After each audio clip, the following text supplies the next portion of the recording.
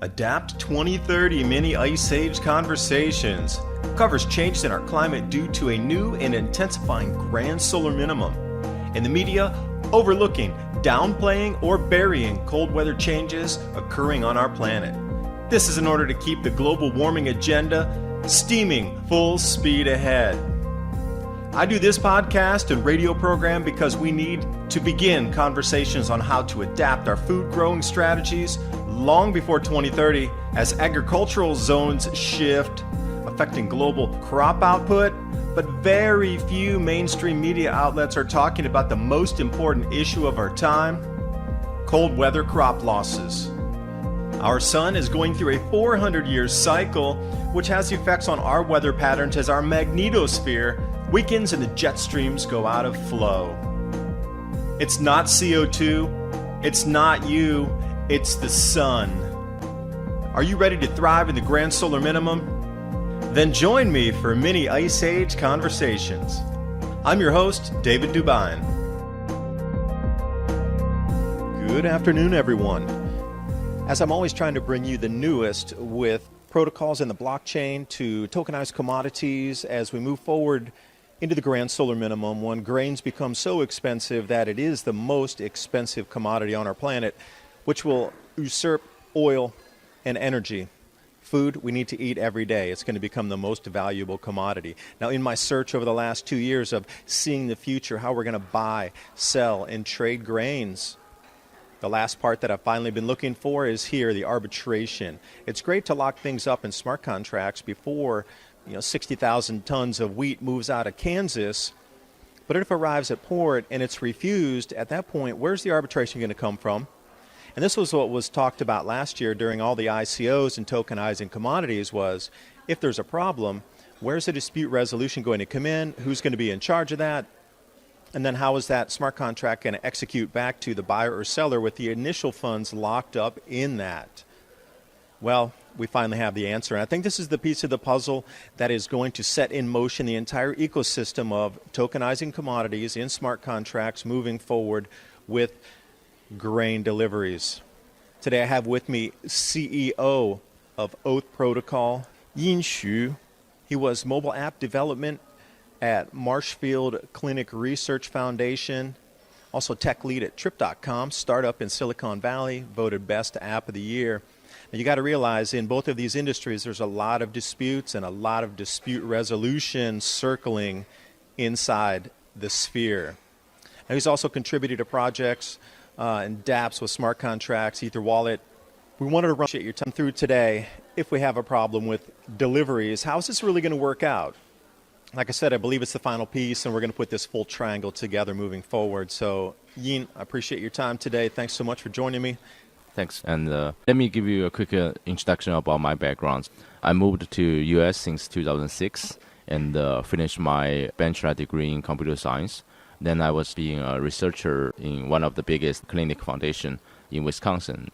I was helping actually doctors to do development in mobile technology, big data project I helped with. I actually developed by myself called Heart Health. People using the mobile app to analyze their disease or heart issues. And luckily we got my app on my project got sent to a competition called Heart Health. We got the first place. So that's how I got attention from Silicon Valley. So I got a lot of offers in different tech company. And I decided to go with a company. Back in days, it's called GoGoBot. Since 2015, I think we changed our name to Trip.com. Last year, we got acquired by Ctrip.com. Then I left the company and was trying to start another blockchain project because, blockchain was still one of the most important and the newest technology in the world. We have actually a very big passion about it, no matter how the market is moving and how the market is changing. But I still think that's the technology for the future. But back in days, there's a lot of different projects already. Before we actually start this project, we spent a couple of months on researching about which area will be very useful, and at the same time, still not too much people are exploring. So we found blockchain governance is one big topic everybody talks about, but not yet too much people had spent time on it, like Dave said. So I think this is one of the most important missing piece at this moment, and it's also a very infrastructure level. So I think with a good the arbitration field resolution, I think it will be very, very helpful. Before we take the next step, I wanted to explain what Oath is. On the website here, oathprotocol.com, and also oaths.io, that's OATHS.io. Explained on the site there is it's a dispute resolution protocol modeled on common law jury system that utilizes blockchain, cryptographic algorithms, and random algorithms associated with categories that allows resolution in smart contract disputes. And that's really what it's going to be all about moving through the forward. So can you delve us in there and take a deeper dive explaining what that is? Let me give you a quick introduction of governance. I think there's several different ways we actually found which governance can be applied on blockchain. For instance, there's one example we can take a look into it. It's from EOS. EOS is one of the biggest public chains in the world. They are pretty advanced, I have to say. They have their own arbitration system called ECAF. But ECAF is using one very typical arbitration way, which is using arbitrators. They have 6 arbitrators, but every single one of them are very legal or law experts to help cases or help different situations to solve the disputes.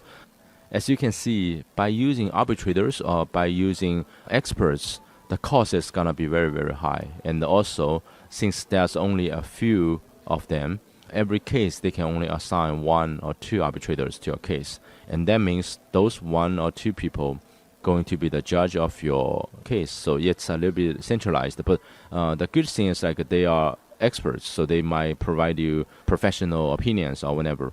But at the same time, as a 1 person or 1 or 2 person, it's highly likely they could get influenced or get affected by the outside, by external.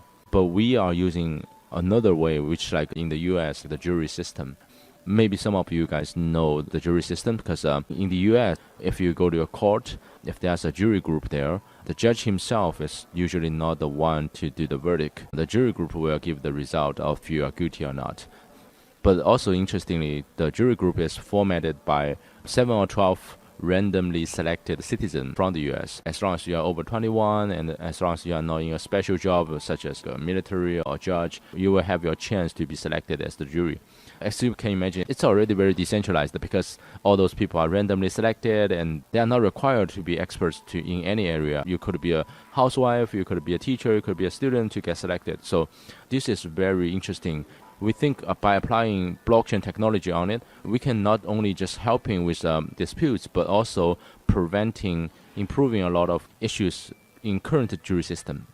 For instance, all the jury's identity will be encrypted on blockchain. Then it's not very easy. It's even nearly impossible to find out who they are and get them paid or get them influenced. And also for the jury group, in most cases, they make decisions together. So that means some of them, if they don't have very strong knowledge, they could get affected or they get influenced inside of the jury group. On blockchain, we ask all the juries to vote independently, so they have to give their own judgment no matter what. And also in real life, there's no reward system, so pretty much you join for your civil duty.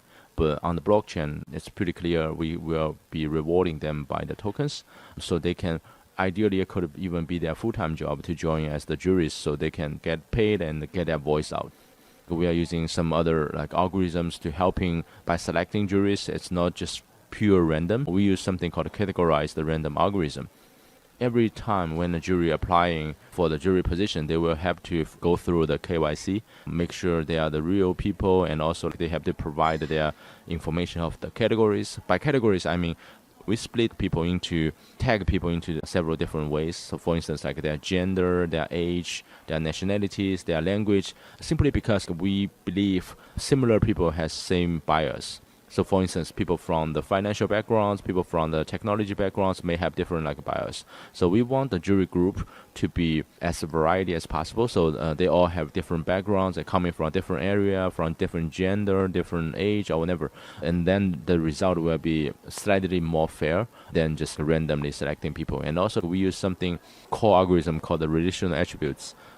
Simple explanation is it's networks. For instance, if we have 5 friends who joined one case as the juries, but consecutively in the continuously next case, if one of us got selected, the other one, since we are in the same network and they are nearly impossible to get selected unless we have no jury at all.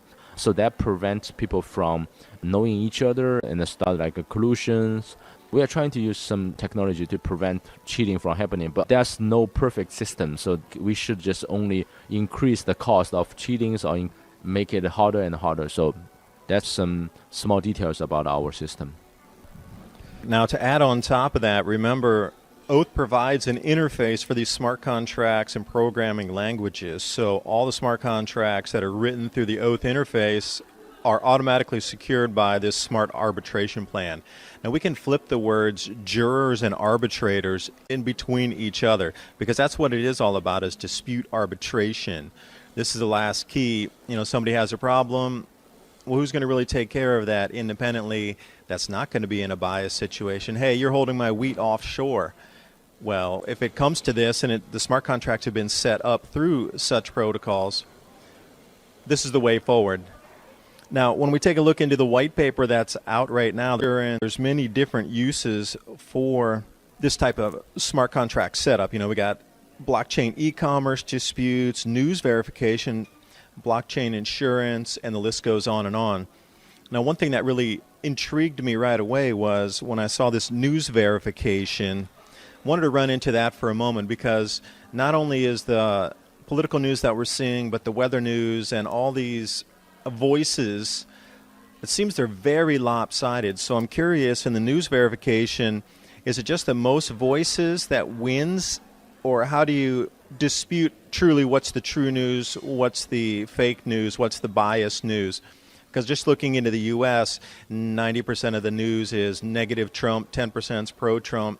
When you look into global warming, global cooling, 90% of it's IPCC-driven CO2 climate change, but the other 10, now 15 or 20%, are talking about changes in the sun. The sun drives our climate. The sun's causing the climate change on multi-century cycles, not CO2. So where does this come into crowd verify news, if you will, and other ways that we can use this for daily life type of use for anything where there's a dispute?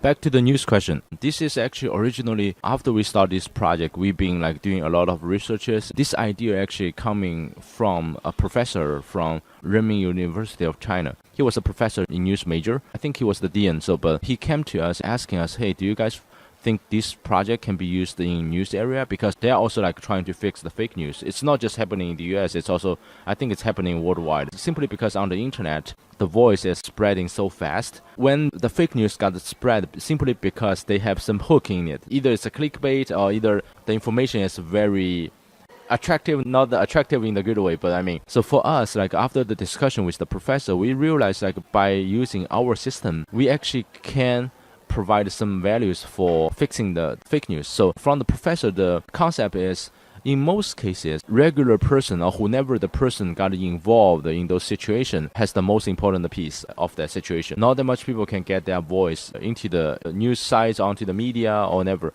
So we are inviting them to providing whichever the information they know. And then we are inviting all of the audience to do the votings to say, do you trust them or do you not trust them? Because they have to provide as much as evidence as possible. For instance, if I'm a scientist doing a lot of researches, I'm providing as much evidence about the sun or the CO2 or whatever, whichever the area I believe causing the climate change. I have to present as much as possible and in the same channel. So for instance, if we have a news, news topics about climate change, they have to provide as much as possible. So all the regular audience who's watching or who's reading the news should give their trust into whichever evidence, because there's always two sides on one situation or one factor. So I think this will help at least getting people knowing all those small evidence, because if you are trying to judge a news as real or fake, you have to see from the both sides. From the people who trust it, why they trust it, and from the people who doesn't trust it and why they are not trusting it. So they have to provide evidences. They have to provide their own informations. It's not I'm the person, I say, hey, this is a fake news, or I say it's a real news. So it should be judged by the entire society. Be honest, not every single news has, mathematics, has a right answer. It's actually being argued. It should be discussed by the entire society. So that's actually how we think this crowdsourced arbitration system can help, inviting people to providing evidence for the news they believe on whichever side, and also inviting the audience to. I don't know if that would give the results, give the news a judgment right away, but at least providing more information for the audience to view under the same channel, so they can decide whichever way they believe it more. In most cases, the more evidence come up, the fact will show up, the truth will show up sooner.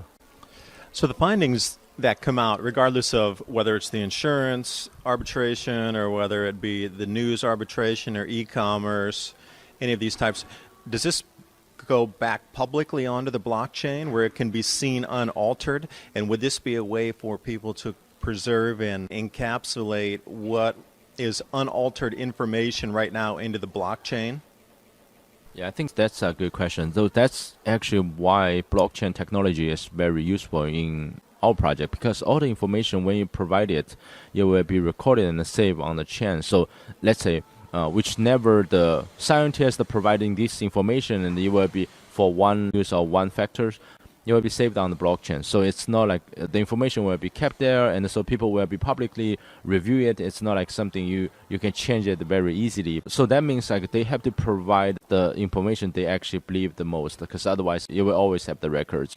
All right, great. So you can see how this blockchain can also be utilized to preserve what is unaltered climate data, or what is said right now about predictives for the grand solar minimum, food price rises, economic downturns due to people diverting all of their spending from the disposable economy right over into food prices.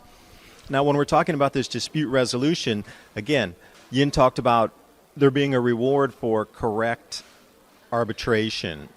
So coming out into correctly voting for a decision, there's a reward for that.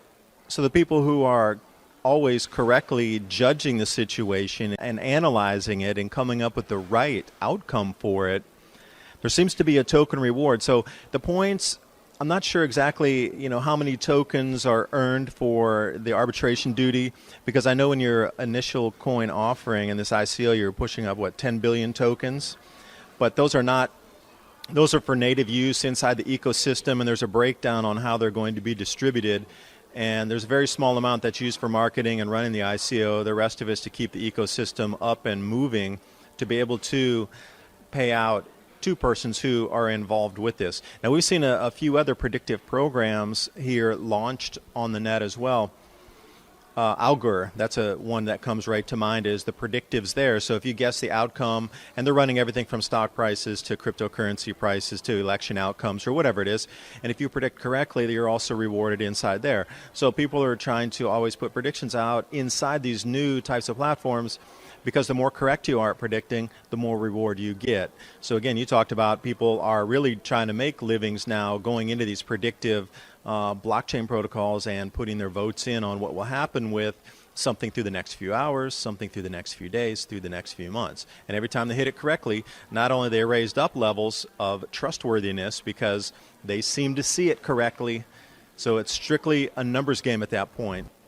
I want to give a quick explanation between us and the prediction market. I think the major difference for us is for prediction market, they are predicting the future, whenever happen tomorrow, next hour, or whenever. But for us, whoever is joining our system, the jury system, they are actually judge the past.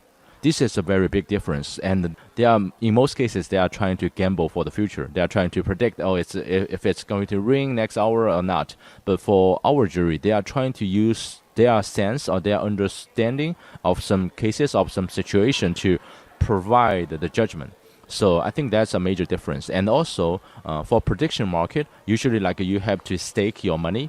Be honest, it's a gamble system. So you stake, the more money you stake, and the more reward you will get.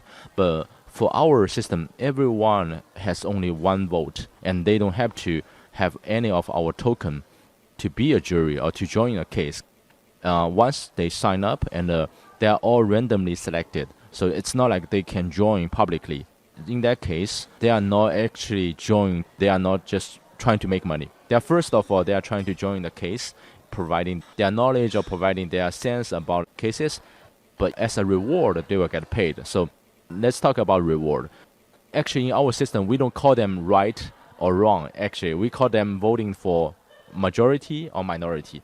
If you are voting in a minority group, that doesn't necessarily mean you are wrong. But since we actually incentivize people to provide the right judgment or right voting on the majority side, because that's the fairest system at this moment. So majority wins the minority. So if in one case your voting is in the majority group, you will get your reward. But also our reward is not evenly divided.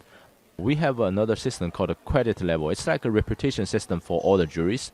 It's a big mathematics equation. So, for instance, the jury credit will be calculated by how many cases they join and what's their voting accuracy and what's their responding time. Their responding time is important too. And also, and how many tokens they have and how long have they had it.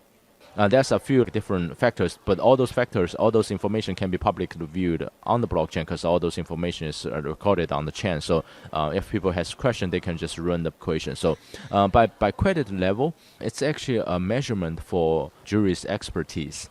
You don't have to be a lawyer to be an expert, a very professional jury. You have your experience, you have your knowledge, you have your training, and you don't have to be a lawyer. So in that case, our reward is divided based on their credit level. So for instance, if Dave, you are level 10 jury and I'm level 1, you probably get like 10 times more reward than I do. So we incentivize people to join more cases and also get their level higher. In the long term, they will get more rewards. In our token system, the most tokens we reserve to maintain and reward the juries. Because jury is not just getting rewarded by voting for cases, they are also getting rewarded by maintaining the entire community. For instance, for the jury application, we actually planning to leave those applications to be viewed by other juries with a certain amount of credit level. So they will be reviewing those like a new jury application. They will decide if they pass the test or they are not pass the test. So it's not just votings, but also maintaining the community, the jury community is important. All right, so moving along here, a couple more questions. Talking about response times for this. Now, for me in the personal situation, let's say we send a breakbark ship of 60,000 tons of Kansas 2020 hard red winter wheat harvest over to a different country across the sea. There's some dispute there. The ploy is refuse a shipment at the port, and then they try to bargain down the price because they know you're spending $25,000 a day to keep that ship anchored offshore there. How quickly can this be done? Because somebody like myself losing $25,000 a day to keep a ship offshore over there, you still need to maintain the crew. Is there a fast track option, or what's the the general timeline for the response time, if you will, in these urgent cases compared to something that could be just a regular type of case that doesn't have the urgency? There's two different sets of parallel here. Super urgent, got to take care of it like by this minute, or something that could be strung out over a week or two. It's actually an existing problem in our current legal system because sometimes it takes a very long time, and in a lot of cases it could take even months to get one judgment or whatever. But in our system, initially we designed the entire case should take about 8 days to finish. 1 day for jury selections, for juries to accept all the case they got selected, and there will be like 5 days for evidence period, so you providing the evidences, and also there's 2 days for jury to do the votings. But Dave mentioned if there's any urgent case, we actually open the configuration. When we design the system, we are trying to do as flexible as possible. So we leave a lot of configuration for the users, for whoever is using the disputant system. So for instance, we allow there's several settings. First of all, how many juries you need and what kind of a jury you are looking for. For instance, by credit level, by categories, how much the arbitration fee you are providing, and how urgent is the case. But it's again, we are using a free market policy. Like I mentioned, when a jury got selected, that doesn't necessarily mean that jury is in your case right away. So we will send a push notification to the selected jury, say, hey, there's a case like this, blah, blah, blah, and there's how much money it's involved and how much jury we need and how urgent it is. They will be deciding if they want to accept the case or decline. The more incentive you put into it, the higher chance your case will be selected.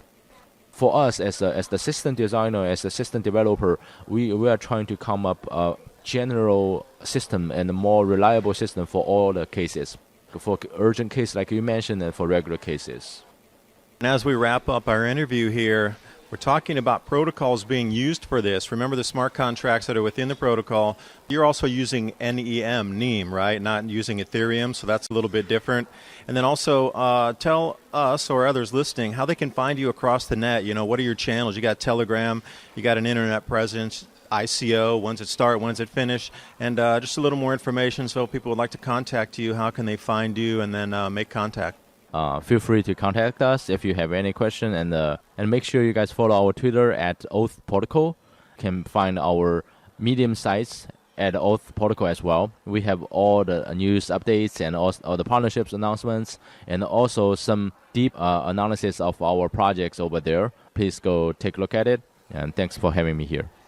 I also want to mention another thing Dave was talking about. So we are actually a chain agnostic protocol that we are not just like deployed on NEM, also providing on Ethereum as well. It's since we are cross-chain protocol, we want to be deployed on most of the public chains. NEM and the Quark chain and the Aeon and the Ethereum and the EOS, all those chains are our targets, and some of them we already signed a strategy partner, so we were providing the system for them for sure. But ideally, we should be deployed on pretty much all the chains. All right, I've been talking with Yinxu from Oath Protocol, the final piece in the puzzle that will allow finally the entire ecosystem of smart contracts moving forward with tokenizing commodities and dispute resolution, just like we have in the real world. Now it's being formed in the blockchain. So this is it. This is like putting together internet and finally getting a payment processor, again with an interface and an e-commerce store that finally came. But how many years did that take that across the greater internet? Well, we're starting to see the same thing here. And with the push in food prices and commodities prices, I bet that this is going to be fast-tracked. So this whole coupling and ecosystem moving forward lockstep will be our final solution here.